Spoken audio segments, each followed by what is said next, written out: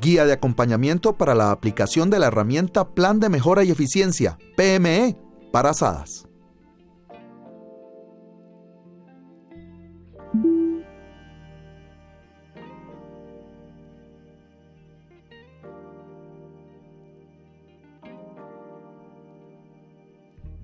Un balance hídrico, como su nombre lo dice, es justamente un balance que permite determinar la disponibilidad de recurso hídrico en una zona determinada.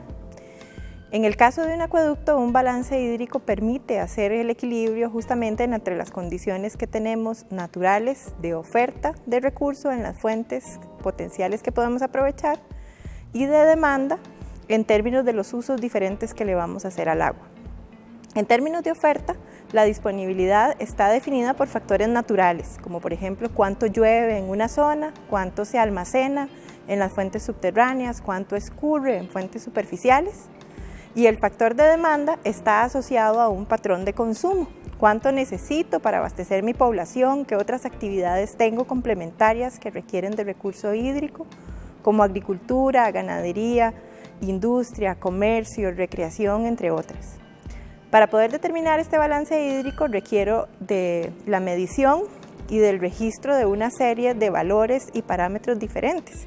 Entre las variables que requerimos, para el factor de oferta vamos a tener diferentes variables asociadas con la disponibilidad natural de recurso hídrico, como por ejemplo datos climáticos, cuánto llueve, cuánto se evapora, con factores de lluvia, temperatura, características del suelo que permiten determinar áreas de recarga y que permiten también definir el almacenamiento subterráneo que vamos a tener. Y factores de demanda que están asociados al ciclo urbano del agua, como por ejemplo cuánto se demanda para las zonas residenciales, zonas comerciales, zonas industriales, en función de los patrones de consumo que esa población presente. Entre los criterios considerados en acueductos para poder hacer balances hídricos está una serie de datos que tenemos que estar recopilando. Muchos de ellos tienen que ser directamente generados por los acueductos y algunos de ellos también pueden ser complementados con información disponible, por ejemplo, a nivel nacional. En términos de los datos para definir la oferta de recurso hídrico, por ejemplo, podemos aprovechar datos climáticos, datos de precipitación existentes en la red que tiene el Instituto Meteorológico Nacional, por ejemplo, donde también tienen que complementarse con datos puntuales de las fuentes de agua captadas y potenciales.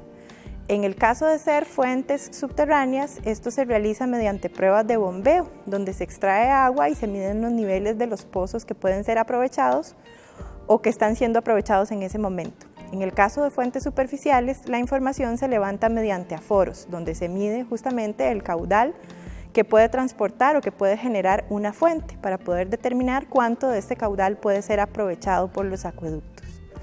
Estos datos no solo deben ser generados en el momento de la medición, sino que tiene que llevarse un registro para poder llevar el control de las variaciones que estas fuentes pueden tener. Aquí se hace especialmente importante en la actualidad tomar en cuenta las variaciones que estos regímenes de lluvia o que las fuentes pueden tener en función del cambio climático, por ejemplo. Entonces se requiere hacer mediciones, por ejemplo, en época seca, en época lluviosa, a lo largo del año y ojalá tener registros anuales que permitan ir viendo las variaciones en el tiempo de estas fuentes.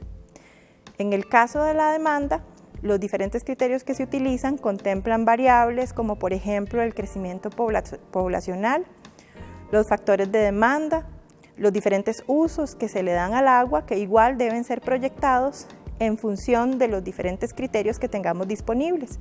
Algunas herramientas que podemos aprovechar para poder definir esta demanda a futuro son, por ejemplo, parámetros de ordenamiento territorial con diferentes herramientas, donde podrían utilizarse, por ejemplo, planes reguladores, mapas de zonificación que puedan tener las municipalidades, que permitan determinar hacia dónde va el crecimiento de una población específica, para poder proyectar la demanda que se requiere para poder suplir el agua para poder desarrollar todas esas actividades.